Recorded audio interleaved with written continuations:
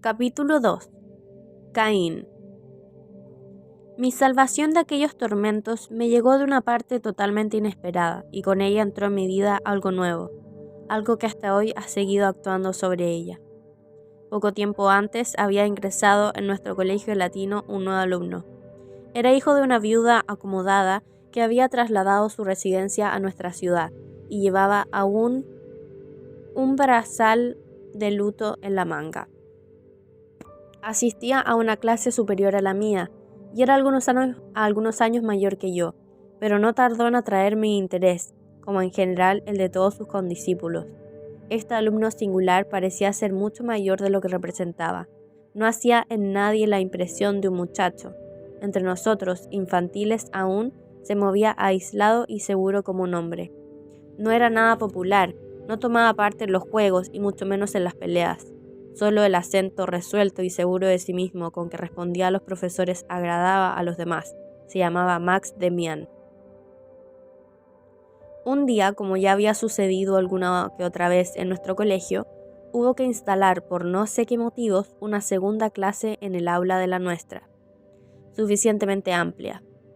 Esta segunda clase fue la de Max Demian. Nosotros, los pequeños, teníamos clase de historia sagrada y los grandes debían redactar, entre tanto, una composición. Mientras nos explicaban la historia de Caín y Abel, miré muchas veces a Demián, cuya fisonomía me fascinaba extrañamente, y vi su rostro inteligente, claro y firme, inclinado, con expresión atenta y luminosa sobre su trabajo. No parecía un escolar que desarrolla un tema dado, sino un investigador que persiguiera sus propios problemas.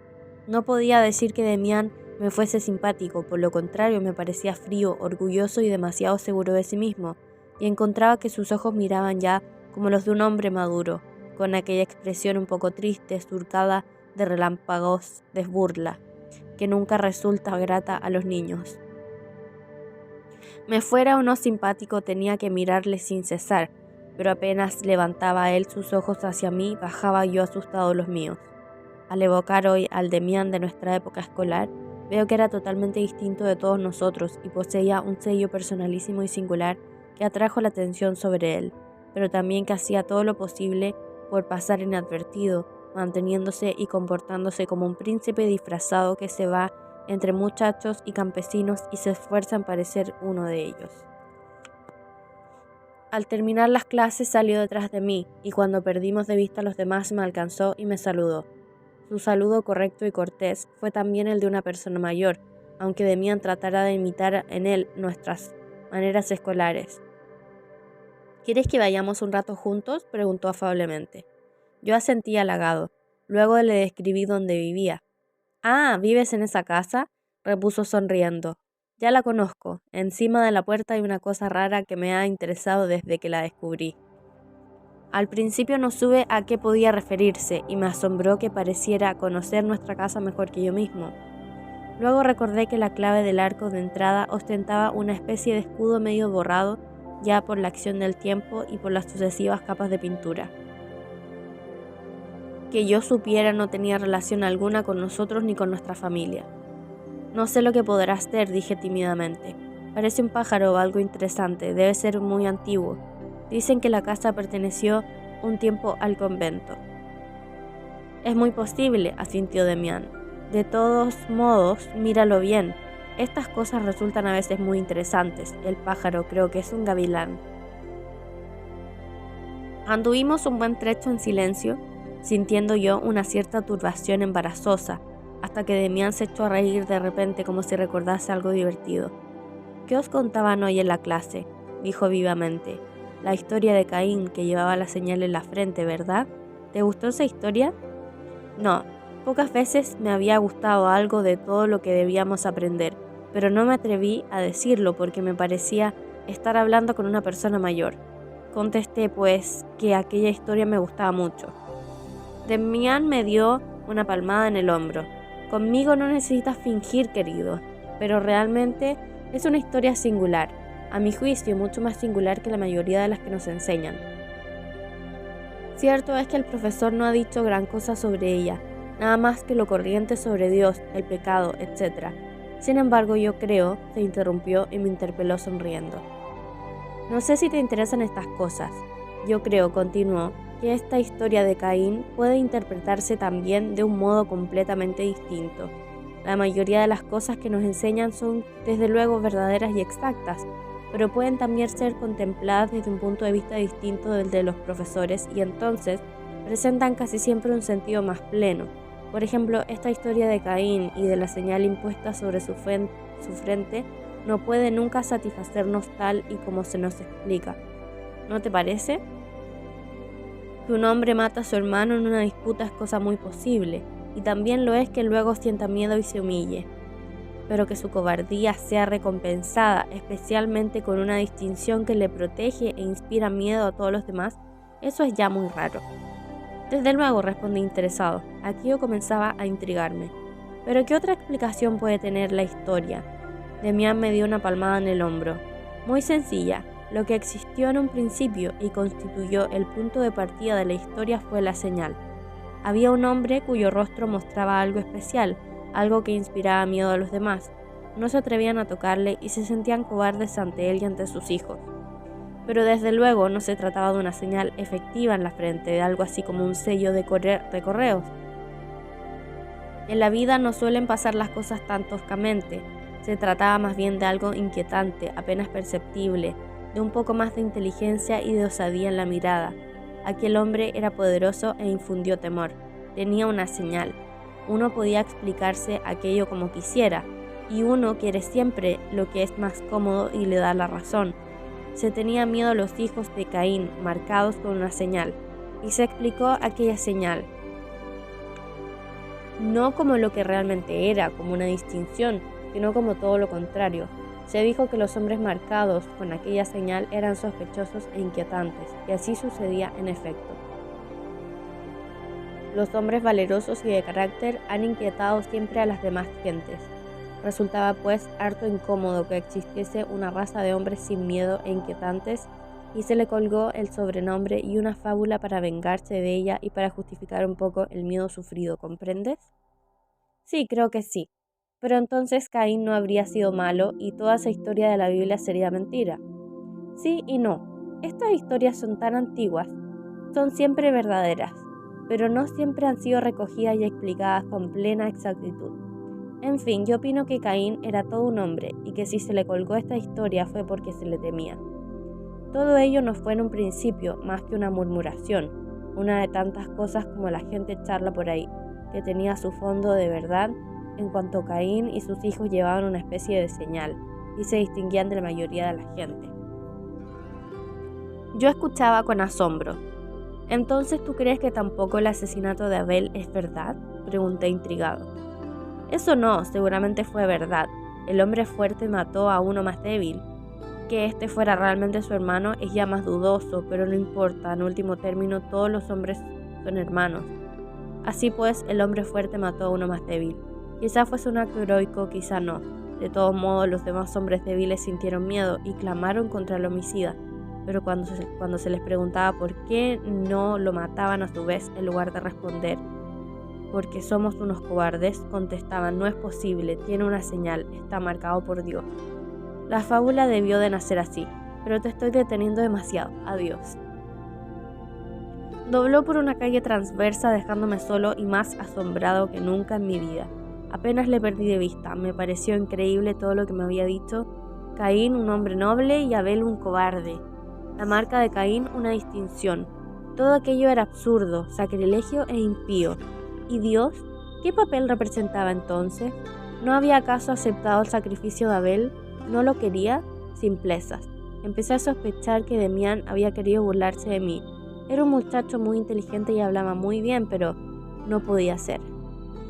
De todos modos, nunca había reflexionado tanto sobre ninguna otra historia, procediese o no de la Biblia. Ni tampoco había olvidado nunca tanto tiempo a Franz Cromer, una tarde entera. En mi casa leí de nuevo la historia tal y como figura en la Biblia. Era clara y concisa, y me pareció una locura querer buscarla, una interpretación especial y secreta. Cualquier homicida podría entonces declararse favorito de Dios, un disparate. Solo quedaba que Demián sabía decir todo aquello de un modo muy atractivo, tan sencilla y fácilmente como si fuera algo natural y conocido, y cómo miraban sus ojos entre tanto. Algo quedaba, sin embargo, en mí que se resistía a rechazar definitivamente las palabras de Demián. Yo había vivido en un mundo luminoso y limpio y había sido una especie de Abel, y ahora me hundía profundamente en lo otro. Había caído muy bajo y sin embargo no era, en último término, tan culpable. ¿Cómo podía ser aquello? De pronto surgió en mí un recuerdo que me dejó sin aliento unos segundos. En aquella tarde en que hubo de empezar mi actual miseria, me había sucedido aquello mismo con mi padre. Durante un instante había sido como si penetrase hasta el más secreto fondo de mi propio padre, de su sabiduría y de su mundo luminoso, y los despreciase. Sí, y yo, que era ya Caín y llevaba la señal sobre mi frente, me había imaginado en aquel punto que aquella marca no era un estigma de infamia, sino una distinción, y que mi perversidad, mi desgracia, me hacían superior a mi padre, superior a los hombres buenos y piadosos. Todo esto no fue en mí por entonces un pensamiento claro, pero lo viví en una llamarada de sentimientos, de impulsos singulares que me hacían daño y sin embargo me llenaban de orgullo. Qué extrañamente había hablado Demián de los hombres sin miedo y de los cobardes. Qué singular su interpretación de la señal impuesta a Caín sobre la frente. Cómo resplandecían sus ojos, sus extraños ojos de hombre experimentado, mientras hablaba. De pronto surgió confusa una idea. ¿No era acaso el mismo Demián una especie de Caín? ¿Por qué había de defenderle si no se sintiera semejante a él? ¿Por qué tenía aquel poder en la mirada? ¿Por qué hablaba con tanta burla de los otros, de los temerosos que eran precisamente los buenos, de los que agradaban a Dios? Estos pensamientos no me llevaron a una conclusión alguna. En el pozo había caído una piedra y el pozo era mi alma. Durante mucho tiempo esta historia de Caín, el homicidio y la señal, fue el punto de partida de todas mis tentativas de conocimiento, duda y crítica. Observé también que mis demás condiscípulos se ocupaban mucho de Demián. Yo no había contado a nadie nuestra conversación sobre Caín, pero Demián parecía interesar también a otros. Por lo menos corrían muchos rumores sobre el nuevo. Si los recordase aún todos, cada uno de ellos arrojaría alguna luz sobre él. Cada uno tendría su interpretación. Solo sé ya que primeramente se dijo que la madre de Demián era muy rica. También se decía que no iba a ninguna iglesia, como tampoco su hijo. Uno pretendía saber que eran judíos, pero también podían ser mahometanos y celebrar en secreto sus ritos. Se contaban además cosas fabulosas de la fuerza física de Max Demián. Desde luego había humillado terriblemente al más fuerte de su clase, que le había llamado cobarde al negarse Demián a recoger un desafío. Los testigos contaron que Demián no había hecho más que agarrar con una mano a su adversario por la nuca y apretar hasta que el otro palideció intensamente y pidió clemencia, retirándose del campo maltrecho y confuso. Se dijo que durante varios días no había podido mover los brazos y una tarde llegó a correr el rumor de que había muerto. Todo esto se afirmaba y se creía durante unos días, produciendo en todos agitación y asombro. Luego se dejaba de hablar de Demián por algún tiempo, pero nunca por mucho, pues no tardaban en surgir nuevos rumores. Por ejemplo, que Demián trataba íntimamente a varias muchachas y lo sabía todo. Mi asunto con Franz Kromer seguía entre tanto su forzada trayectoria. No llegaba a verme libre, pues aunque a veces me dejaba tranquilo días enteros, siempre me sentía encadenado a él. En mis sueños convivía conmigo como mi sombra, y lo que no me hacía sufrir en la realidad se lo inspiraba mi fantasía en aquellos sueños en los cuales acababa yo de hacerme esclavo suyo. Terminé por vivir en estos sueños. Siempre he soñado mucho, más que en la realidad. Aquellas sombras me robaban fuerzas y vida.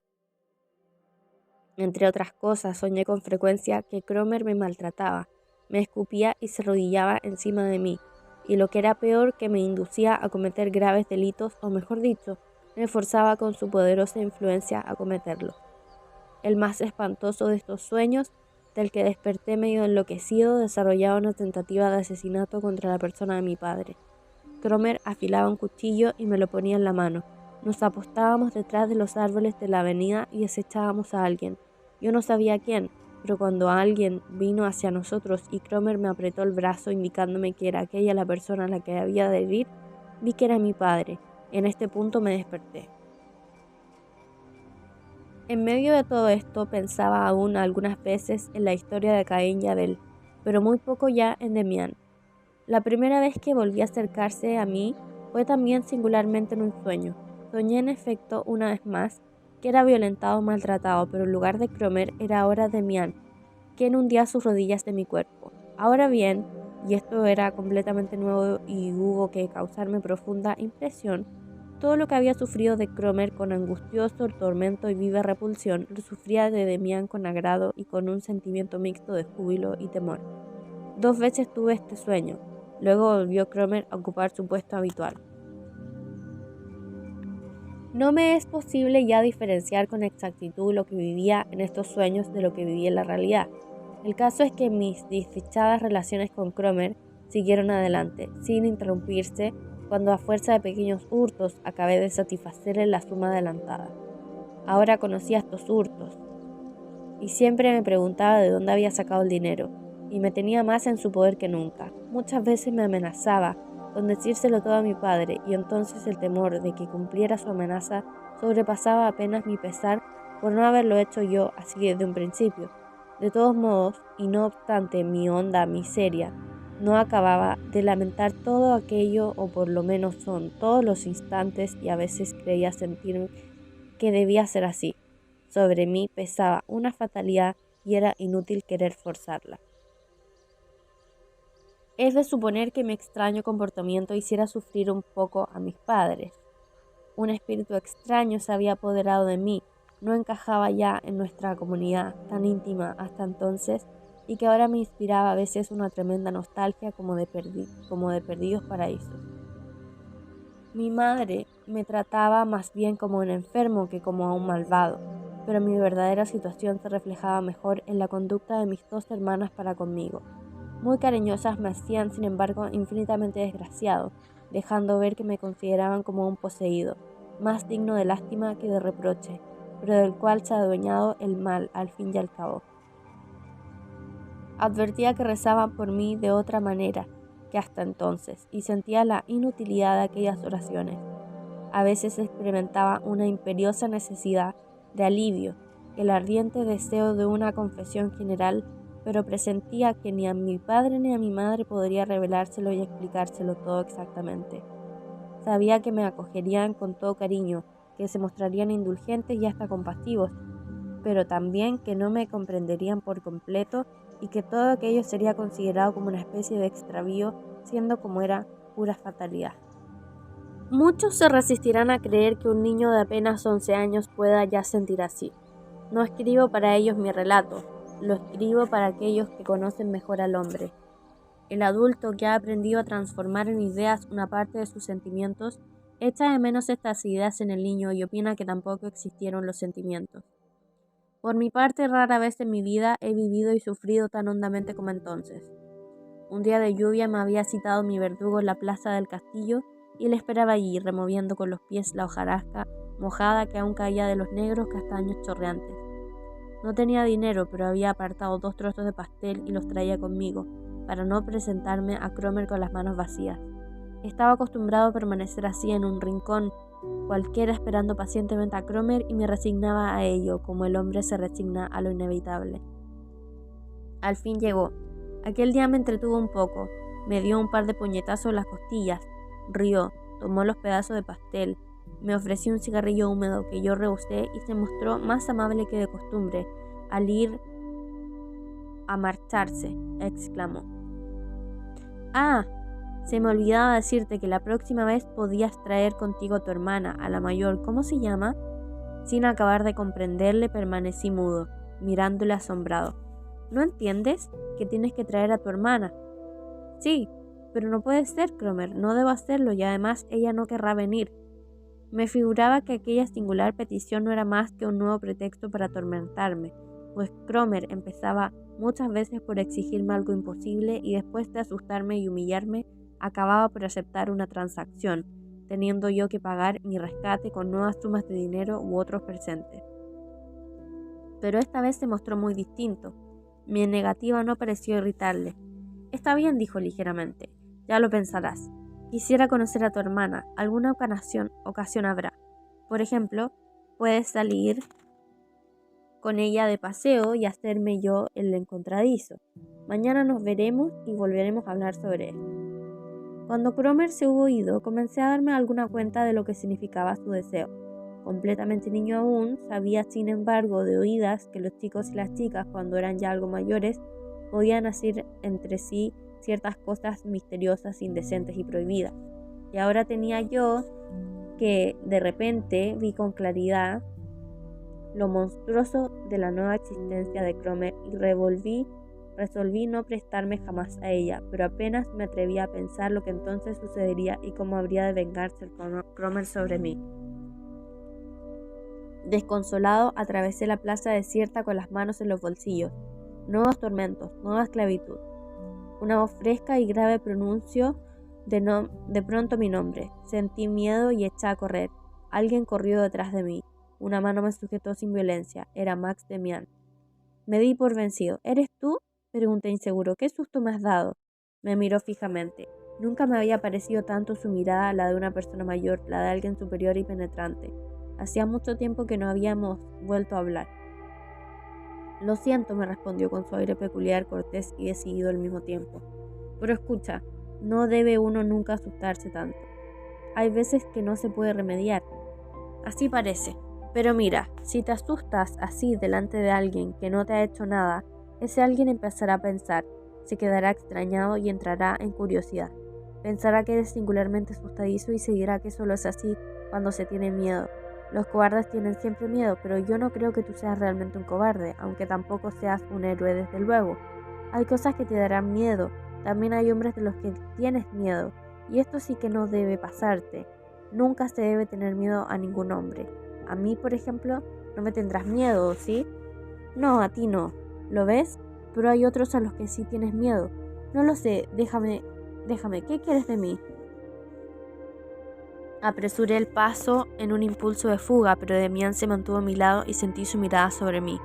Suponte que te quiero bien, comenzó de nuevo. En todo caso, no tienes por qué tenerme miedo. Me gustaría hacer contigo un experimento. Es muy divertido y aprenderás en él algo muy útil. Escucha. Algunas veces intento practicar un arte que consiste en leer el pensamiento. No tiene nada de brujería, pero cuando no se está en el secreto, hace un efecto muy extraño. La gente se queda asombrada. Vamos a probar. He dicho que te quiero bien, que me intereso por ti, y ahora quisiera saber qué cosas suceden en tu interior. Ya he dado el primer paso. Te he asustado y sé que eres medroso. Hay, por lo tanto, cosas y hombres a los que tienes miedo. ¿Por qué? En general, no hay por qué tener miedo a nadie. Cuando se tiene miedo a alguien es porque se le ha dado poder sobre uno.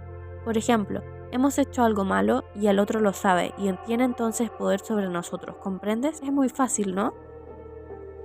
Le miré perplejo. Su rostro aparecía grave e inteligente como siempre y también bondadoso, pero sin rasgo alguno de ternura, más bien severo. En él se pintaba la rectitud o algo semejante.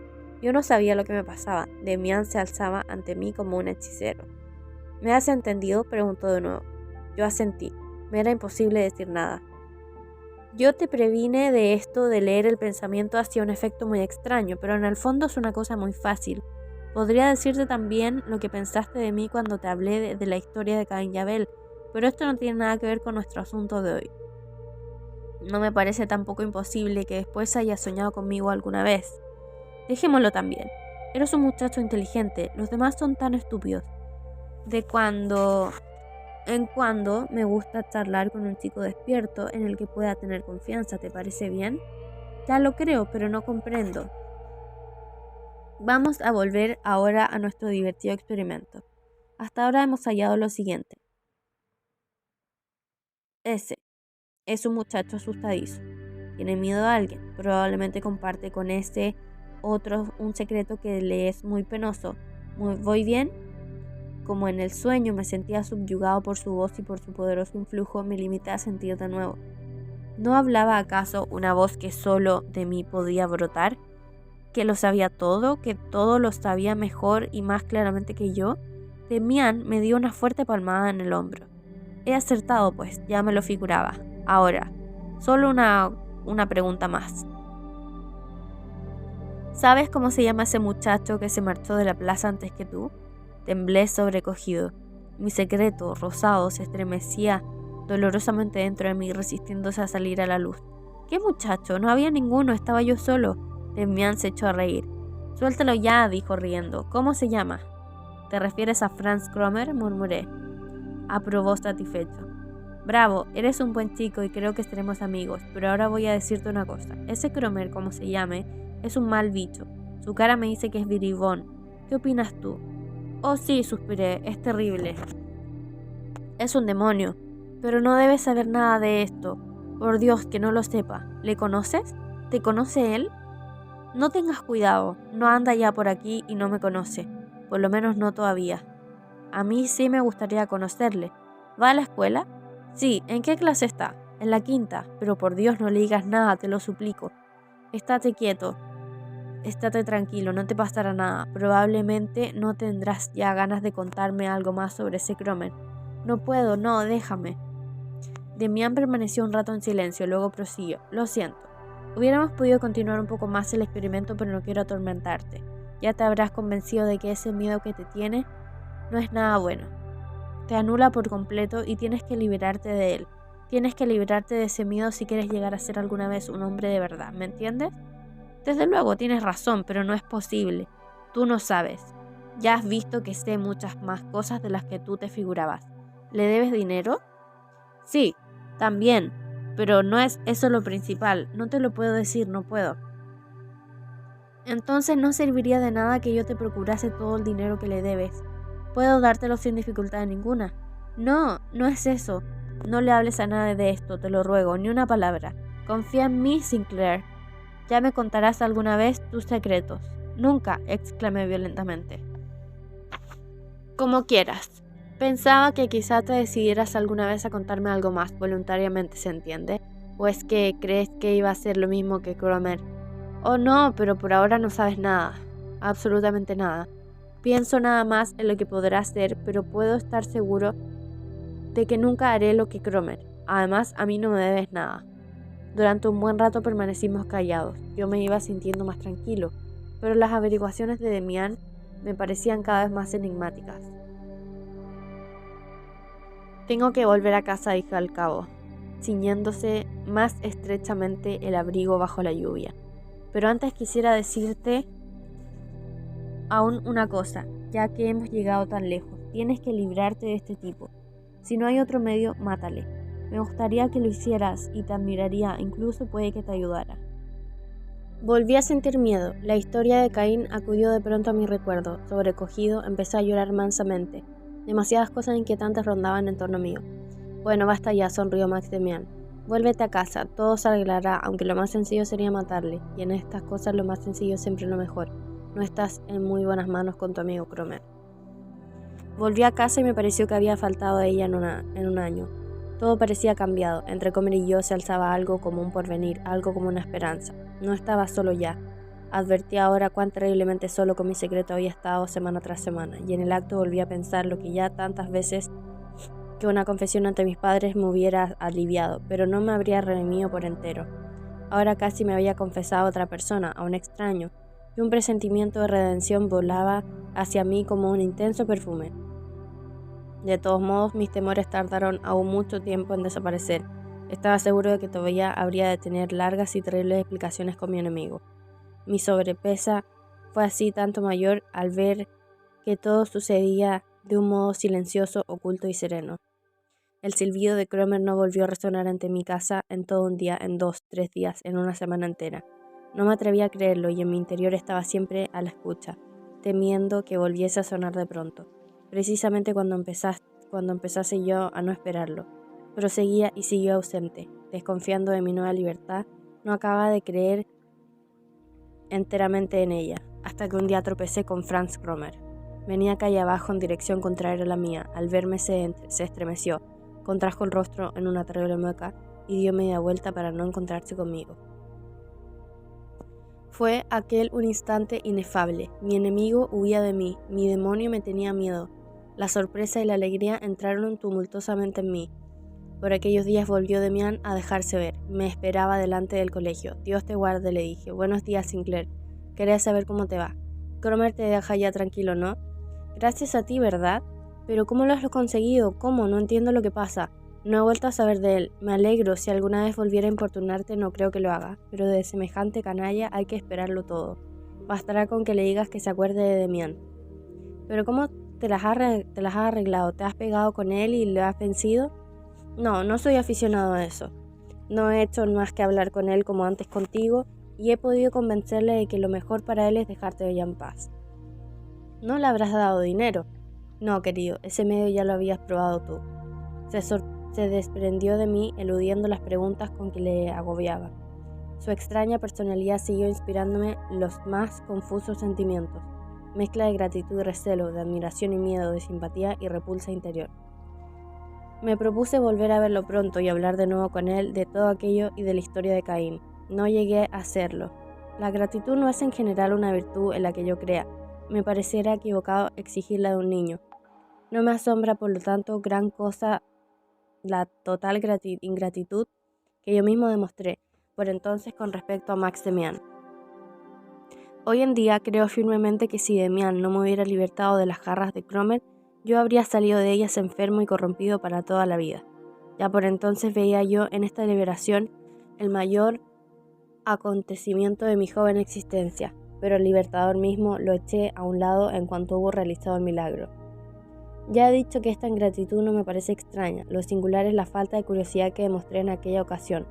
¿Cómo pude seguir viviendo tan tranquilamente un solo día sin tratar de acercarme más a los misterios con los que Demián me había puesto en contacto? ¿Cómo pude refrenar el deseo de oír algo más sobre Caín, sobre Cromer y sobre el arte de leer el pensamiento? Es apenas comprensible y sin embargo es así. Me vi de repente libre de las redes infernales que me tenían preso. Vi de nuevo ante mí el mundo claro y risueño y dejé de sufrir los accesos de temor y las palpitaciones que me ahogaban. El maleficio había sido roto. Yo no era ya un condenado sometido a infinitas torturas, sino de nuevo un vulgar colegial, como siempre. Mi naturaleza procuró recobrar lo más rápidamente posible el equilibrio y la serenidad, y para conseguirlo se esforzó sobre todo en alejar de sí todo lo amenazador y todo lo repulsivo, olvidándolo. Toda la larga historia de mi culpa y de mis retorceres escapó con maravillosa rapidez de mi memoria, sin dejar aparentemente en ella cicatrices ni huella alguna. También comprendo hoy que procurarse olvidar igualmente y con la misma rapidez a mi Salvador, al abandonar el valle de lágrimas de mi condenación y escapar al terrible yugo de Cromer, huí con todos mis instintos y todas las fuerzas de mi alma maltrecha a refugiarme allí donde antes me había sentido feliz y contento. Retorné al paraíso perdido que volvió a abrirme sus puertas, al luminoso mundo parentela, a mis hermanas, al aroma de la pureza, de la bondad de Abel, agradable a los ojos de Dios. Ya el mismo día de mi breve conversación con Demián, cuando por fin quedé completamente convencido de haber recobrado mi libertad, sin que fueran a temer nuevas amenazas. Hice lo que tantas veces y con tanta ansia había deseado, confesé.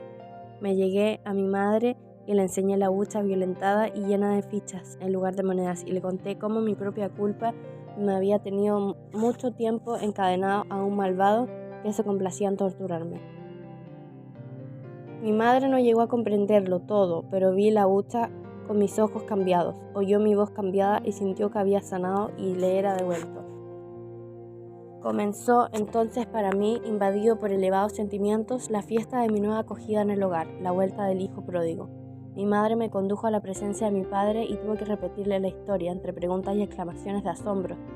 Mis padres me acariciaron y respiraron libremente después de una larga opresión. Todo era maravilloso, todo sucedía como en los cuentos, todo se resolvía en una dulcísima armonía. En esta armonía me refugié apasionadamente.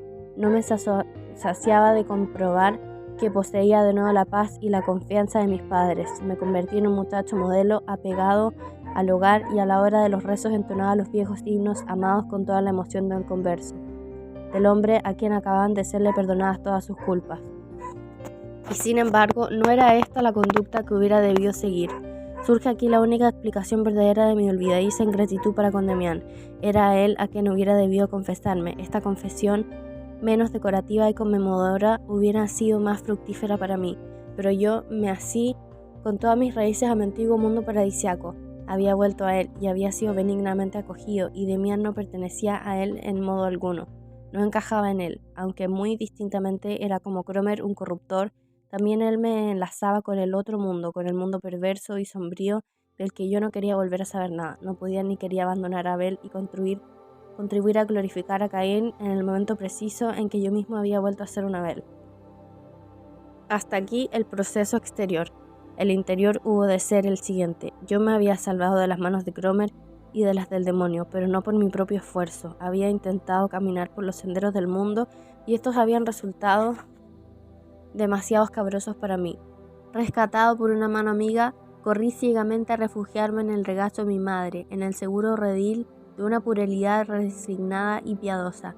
Me hice más niño, más pueril y más dependiente de lo que era. Libre ya de Cromer, tenía que buscar a alguien a quien someterme, pues no podía andar solo, y mi ciego corazón eligió a mis padres, eligió el mundo luminoso, el viejo mundo querido, aunque sabía ya que no era el único.